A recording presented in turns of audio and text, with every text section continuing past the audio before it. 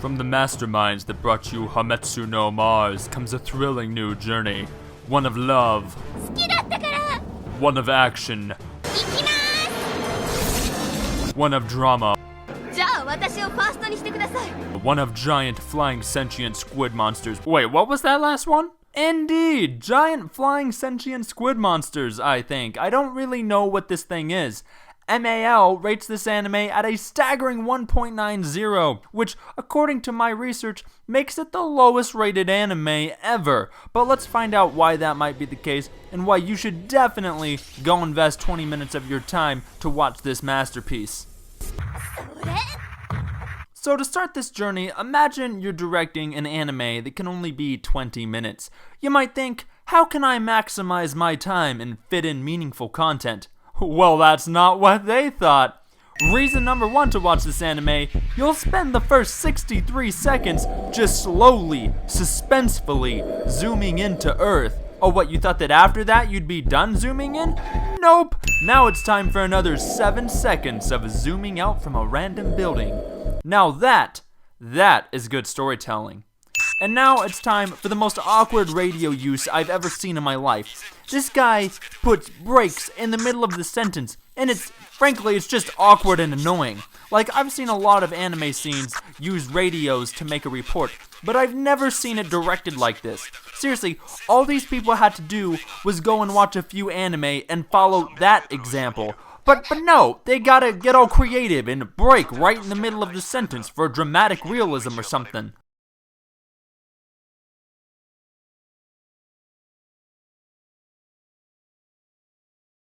Oh, and remember how we just spent the first minute 10 seconds zooming in? Well, brace yourself, because while normal anime openings are about a minute 30 long, this one is a minute 50 long, because they gotta fill up that 20 minutes somehow.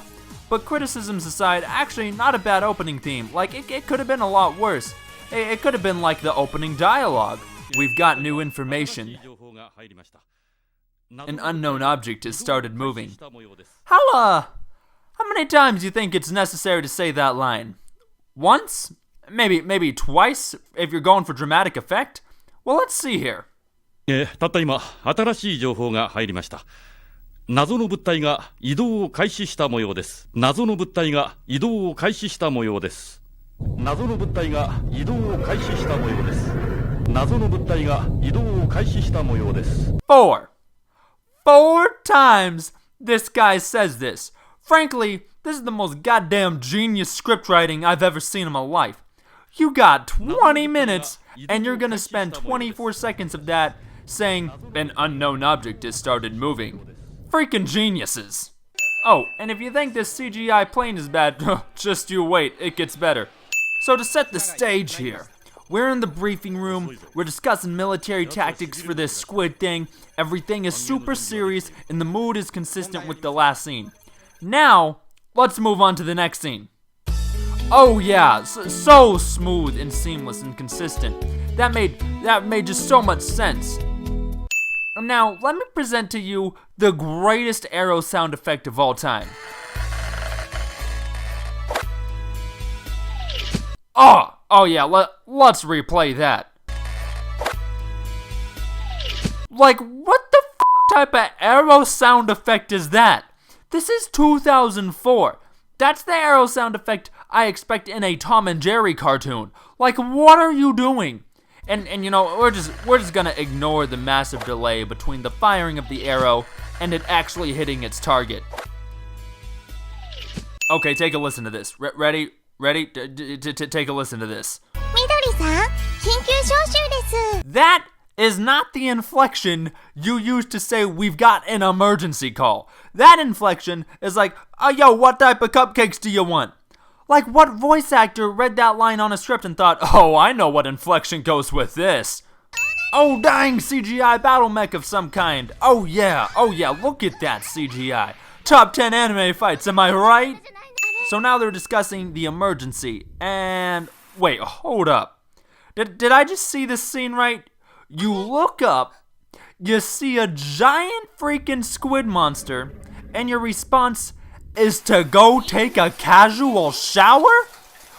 What? And then it goes from the shower scene to this? What in the fuck is this? What type of research is this lady doing? There will be 2 steps in defeating this squid monster. Step 1, find its weakness. Step 2, destroy it. Alright, maybe not the best plan, but let's see where he takes it. バズーカで探査団を至近距離から目標の体内に持ち込み制御コアを完成一点集中で Use a bazooka? I mean, you realize that this thing shoots lasers out of its head, right? And you're gonna kill it with a bazooka. Alright, buddy, whatever you say. Alright, now we got some drama because this girl wants to go in first and be the first to attack the squid. The commander says, no, you act too much on your own. And you know, I see why this would jeopardize the mission because, you know, one person firing a bazooka at a squid is a complex strategy with lots of moving parts and people involved. Okay, so this scene right here, she's like, oh, what that girl just said now is so true. But if you remember, she ran off before that conversation even started. So she should have no idea what was said. Oh no, people dying everywhere. Nah, just focus on the mission. But focus. I just found this scream really comical. Just the timing and the way it was animated. Freaking gold. You want another one? Check this out. Oh my god. Are those not the greatest screams you've ever heard in your life? Like I could just play them on repeat over and over again.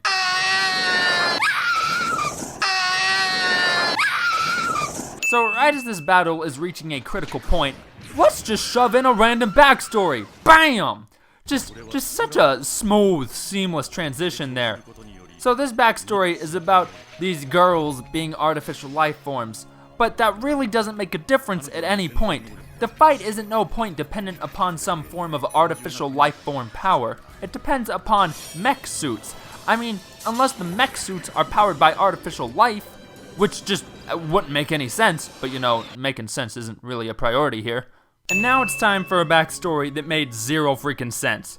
Right in the middle of the fight, here's some warm-colored nostalgic backstory with some gentle uplifting music. And the whole backstory is basically this girl asking how long she lives for. And if someone could please explain to me how this is remotely relevant, that would be much appreciated. Alright, let's get back to the fight. Oh yes, finally, god damn it. Freaking flashbacks again. And this one makes even less sense than the last one. They're in some type of balloon blowing competition, and then they're running track, and then they're just sitting around. How do any of these things demonstrate any type of significant bond this guy is supposed to have with them? I don't understand. I do not understand. I don't know. I don't know why that needed to be there. You know, let's just kill the squid and get it over with. Oh yeah, there we go. Look at that. Could that have been animated any more spectacularly? Probably not. But don't worry, none of this even matters because a year later, 10 squid monsters show up. So I think it's safe to say they're all dead now. So in all seriousness, you should definitely go watch this anime because it is spectacularly awful. Personally, I'm not sure it's the worst of all time, but it is without a doubt terrible.